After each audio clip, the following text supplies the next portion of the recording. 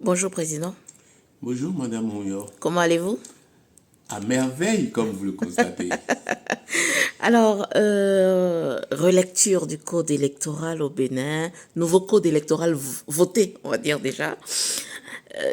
Quels sont, autant dans la forme que dans le fond, les points qui vous retiennent? Voilà, je vais me prononcer sur la forme, je vais me prononcer sur le fond, mais je donnerai aussi une conclusion. Allez-y alors. Sur la forme, Oui. vous savez que depuis 2018, le problème s'est posé, et d'ailleurs, le ministre Arif Bako l'a souligné, c'est depuis 2018, que pour faire le code électoral, on essaie d'obtenir le maximum de consensus à valeur constitutionnelle, en y associant tous les acteurs de la chaîne et même la société civile.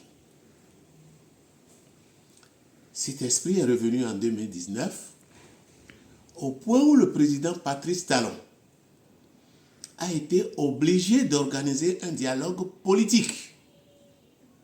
Dialogue au cours duquel nous avons retenu que ce que le dialogue politique va décider, ça va lier l'Assemblée et que l'Assemblée allait tenir compte des grandes lignes pour voter le code électoral. C'est ce qui a été fait en 2019.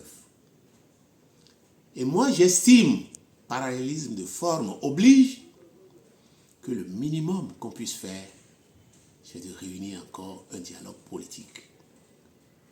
Peut-être même un dialogue politique élargi, un peu élargi, à défaut d'un dialogue national. Ça n'a pas été fait. C'est triste. Tout se passe, tout s'est passé comme si, ici, il n'y a que deux forces politiques, parce que pour moi, BR et UP, c'est la même chose. J'ai même l'appréhension que après ces opérations-là, vous allez voir, les deux partis seront fusionnés. C'est la même chose. Donc, on va tout droit vers un parti unique. Voilà, un parti unique d'un côté, pas unique, deux partis. Une bipolarisation de la vie politique. Le seul parti de la mouvance est le parti Les Démocrates. Alors, quand ça se passe comme ça, c'est grave. On nous a dit de prendre, nous avions déjà un récépissé. Le GSR a été créé en 2015 et enregistré en avril 2016. Et l'État avait soutenu l'alternance qui a eu lieu en 2016. Donc, c'est en avril 2016 que nous avons été enregistrés après notre création en 2015. Mais on nous a obligés pour nous donner un autre récépissé. Et aujourd'hui, il y a des gens qui ne sont pas admis à exercer, parce que si vous exercez et qu'au bout du compte, vous n'allez pas aux élections, c'est comme si vous n'exercez pas. Un parti politique, diriger un parti politique, ce n'est pas de la blague en matière de financement et de travail sur le terrain. Surtout qu'on nous a obligés à travailler sur toute l'étendue du territoire national, contrairement au passé.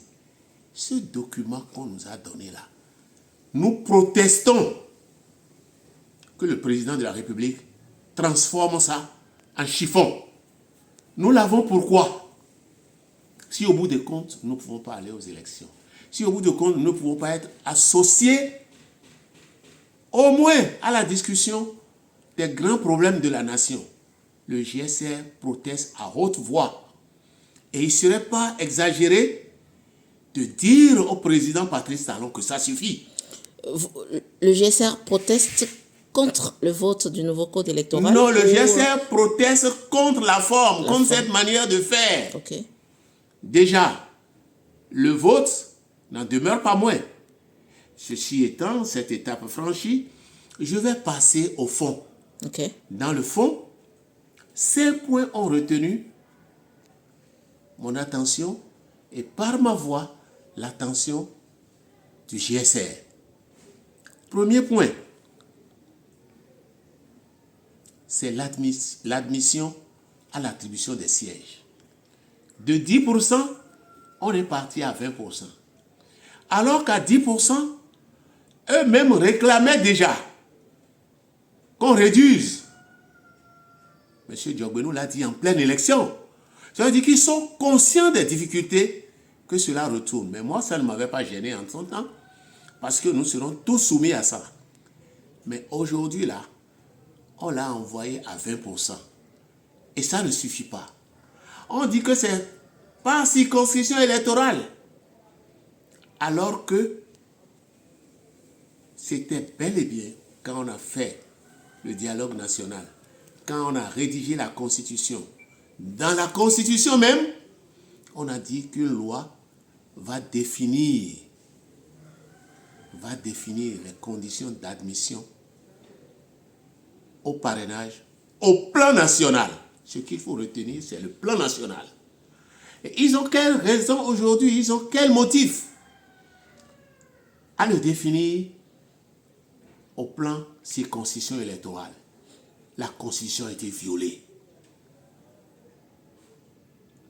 Au-delà du consensus qu'ils avaient violé dans la forme, dans le fond, la Constitution a été violée.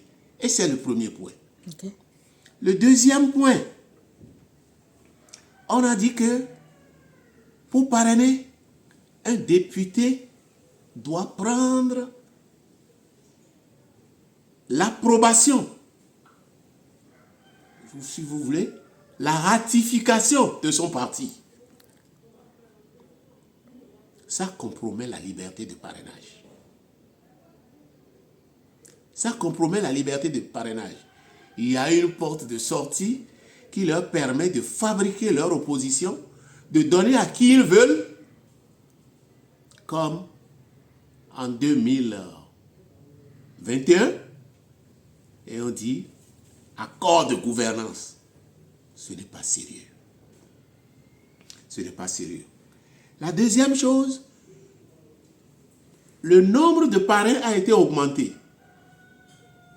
Pourtant, au dialogue politique, nous avons retenu 10%. Qu'est-ce qui amène aujourd'hui à augmenter sans un consensus dans le même cadre? Voilà.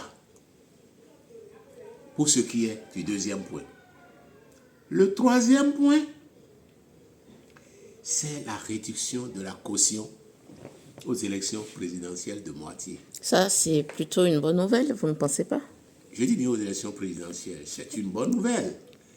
Mais qu'est-ce qui explique qu'on réduise à ce niveau et qu'au communal et aux législatives, on maintienne en l'état? Est-ce que cela veut dire que les deux dernières élections-là sont plus importantes que les présidentielles? Celui qui a la manette de la direction de tout le pays, on lui allège la charge. Mais ceux qui sont à l'Assemblée, ceux qui seront à l'Assemblée et dans les conseils communaux, on maintient en l'état. Qu'est-ce qu'il explique? C'est sa acrobatie inutile. Inutile. Et je vais dire, à la limite, c'est de l'espièglerie. Là, j'ai abordé le point concernant, comment dirais-je, les cautions. Il y a un dernier point. J'avais parlé, premièrement, de l'admission au siège. J'avais parlé, deuxièmement, de la liberté de parrainage. J'ai parlé, troisièmement, de l'augmentation des parrains. Je viens de parler de la caution au présidentiel et des autres cautions maintenues intactes. Le dernier point, c'est qu'il est retenu que ce sont les élus, toutes tendances confondues et tout grade confondu, de 2023 qui vont parrainer. On peut en tirer deux conséquences. La première, c'est que ceux qui ont travaillé depuis 2021 à aller aux élections générales en 2026, notamment présidentielles, n'ont aucune possibilité d'aller chercher leur parrain. La rupture d'égalité dont a parlé la Cour s'est déplacée. Nous sommes tous des partis politiques ayant eu les mêmes autorisations. Mais aujourd'hui, il y en a qui pourront avoir un candidat, d'autres n'auront pas, alors que le point de départ n'est pas le même. Eux, ils sont déjà du parrainage. Et ils nous disent, c'est ça qu'on va reconduire en 2026. Nous n'avons aucune possibilité d'aller chercher nos parrains. Et c'est là que nos amis, nos partenaires démocrates ont été pris à leur propre piège. Vous comprenez? Parce qu'en mettant à 15%, ils ont juste la limite. 28 députés. Nous avons encore 2 ans pour aller aux élections présidentielles. Le temps que M. Patrice Talon détruise 1 ou 2 pour les mettre en l'air. Ça ne passera plus. Et la deuxième conséquence qu'on peut en tirer, Oui. c'est qu'aujourd'hui, il n'y aura que 2 candidats aux élections présidentielles. La candidature de la mouvance et la candidature des démocrates. L'autorisation qu'on nous a donnée, c'est un chiffon. Ça sert à quoi si nous ne pouvons pas aller aux élections? Déjà, le poids qui consiste à travailler sur tout le terrain, tout le territoire national est là. On élève la caution et ensuite on nous refuse d'aller aux élections. C'est inadmissible. Est-ce que vous ne gardez pas un tout petit peu d'espoir, puisque la Cour constitutionnelle n'a pas encore donné la décision finale? Est-ce qu'il n'y a pas Justement, moyen d'espérer aujourd'hui que... les démocrates Oui. sont en train de faire des recours, je ne sais sur quel point, mais une chose est sûre, les députés de 2023 doivent parrainer, c'est ça qu'ils ont soutenu. En disant la Cour a dit. La Cour n'a rien dit. La Cour a dit, en l'état des choses, si vous ne voulez pas une rupture d'égalité, il faut que ce soit les députés de 2023 qui parrainent. Donc ce que veut la Cour, en réalité, c'est qu'il n'y ait pas rupture d'égalité. Or, on est en pleine rupture d'égalité. Voilà. Là, vous voulez réparer une rupture d'égalité, mais vous en créez une autre. Est-ce qu'on peut espérer que les sages de la Cour feront preuve de sagesse et... Il faut attirer leur attention là-dessus. Ok. Et le GSR fera ce qu'il faut pour attirer leur attention là-dessus. Vous suivez bien ce que je dis? Oui. Je voudrais donner ma conclusion. Allez-y. Ma conclusion, c'est que on constate que chaque fois que le président Talon veut tailler la Constitution à sa mesure et qu'on lui dit non, c'est des menaces. Ça s'est passé en 2019 et a abouti à une assemblée monocolore, a abouti à des emprisonnements, a abouti à des tueries. Chaque fois que je me lève et que je constate que Joël Aïvo, Rikia Mandougou sont encore en prison, ça me fait mal. Ça me fait mal. Et certains ont dit 5 ans, c'est 5 ans. Vous les avez mis en prison. Aujourd'hui que vous avez remarqué vous-même que ce que vous avez fait, c'est du chiffon, qu'est-ce qu'on fait? Il faut les libérer purement et simplement. Les libérer purement et simplement. Et avec tous ceux qui en ont été victimes. Ça fait plus de 3 mois que le président de la République a dit, je vais sortir les jeunes. Juste à aujourd'hui, on est où? Et c'est avec ça que ces partisans veulent qu'on ait confiance en lui et qu'on s'engage dans une révision de constitution. Je ne veux pas citer ce qu'il a dit en plein serment. Je vais faire un seul mandat pour dire que, pour montrer à la population, à mes concitoyens, qu'on peut faire le job en 5 ans. Ça a donné quoi? Il y a eu bien d'autres choses Merci. qu'on n'a pas eu. Je n'ai pas fini. Qu'on n'a pas eu.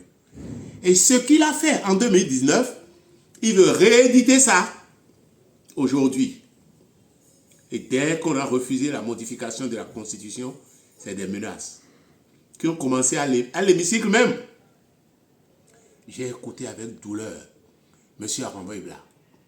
J'ai écouté avec douleur M. Akenatonde. Mais je comprends mieux Arambouibla. Je comprends qu'il veut continuer de défendre les 400 millions qu'il a pris et qu'il a avoué lui-même publiquement. Par contre, je ne comprends pas M. Akenatonde. C'est un éducateur. Et avec tout ce qu'il a comme établissement d'enseignement dans ce Bénin, ce n'est pas digne de lui de dire des choses comme ça. De se mettre dos à dos avec la cohésion, l'intérêt national. Je vous remercie. Merci, Président.